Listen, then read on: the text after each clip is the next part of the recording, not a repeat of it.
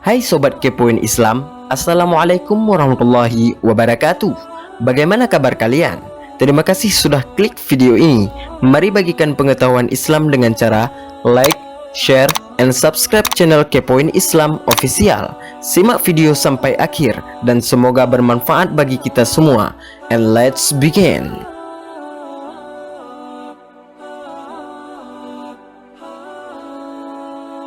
Tahukah kalian, sebelum terlahir ke alam dunia, ternyata kita mempunyai perjanjian dengan Allah Subhanahu wa Ta'ala. Ingatkah kita akan perjanjian tersebut? Sudah pasti tidak akan ada satu manusia di muka bumi ini yang dapat mengingatnya saat ia lahir ke dunia. Jika manusia menyanggupi, maka ia akan lahir dan hidup di dunia. Namun jika tidak, Allah Subhanahu wa Ta'ala tidak akan menakdirkannya menjalani kehidupan di muka bumi. Sebagaimana firman Allah Subhanahu wa Ta'ala dalam Quran surat Al-Hadid ayat 8. Dan mengapa kamu tidak beriman kepada Allah, padahal Rasul mengajak kamu beriman kepada Tuhanmu, dan Dia telah mengambil janji setiamu jika kamu orang-orang mukmin. Lantas, apa sebenarnya perjanjian antara Allah dan manusia sebelum dilahirkan ke dunia? Berikut perjanjian manusia dengan Allah sebelum lahir.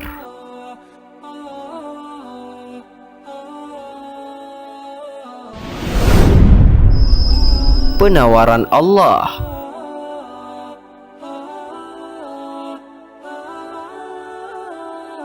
Sebelum lahir ke dunia, ternyata manusia sudah mengadakan perjanjian dengan Allah Ta'ala. Begitu ruh ditiupkan, itulah kemudian Allah mengambil perjanjian dengan setiap hambanya.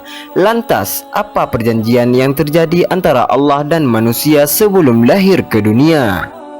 Jadi sejak kita dalam kandungan ibunda kita usia 4 bulan, ruh sudah masuk. Allah menyampaikan tawaran kepada kita untuk berkomitmen kepada Allah. Kata Allah, apakah kamu siap menjadikan saya Tuhan yang kamu sembah? Maka dengan itu saya akan penuhi semua kebutuhanmu. Kalau kamu minta, saya beri.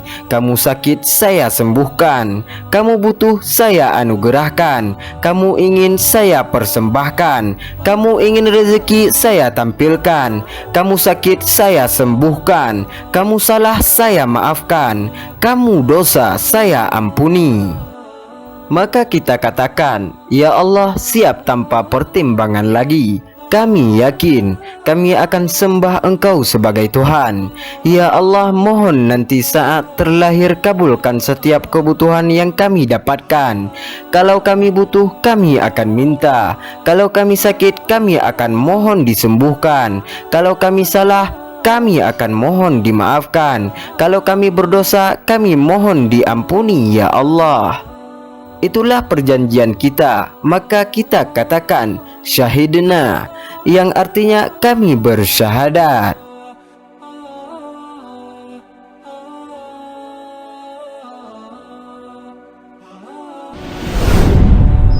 Terlahir dalam keadaan fitrah.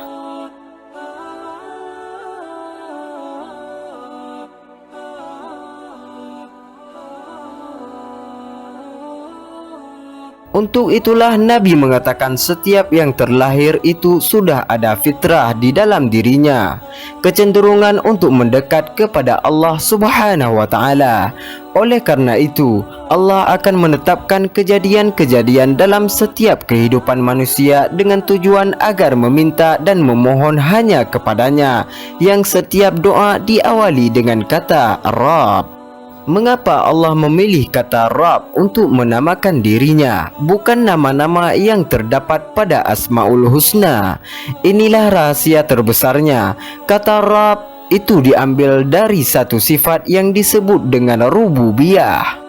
Disebutkan dalam bahasa Arab, sifat yang terkait dengan rububiyah mencakup semua jenis perhatian yang mungkin diberikan.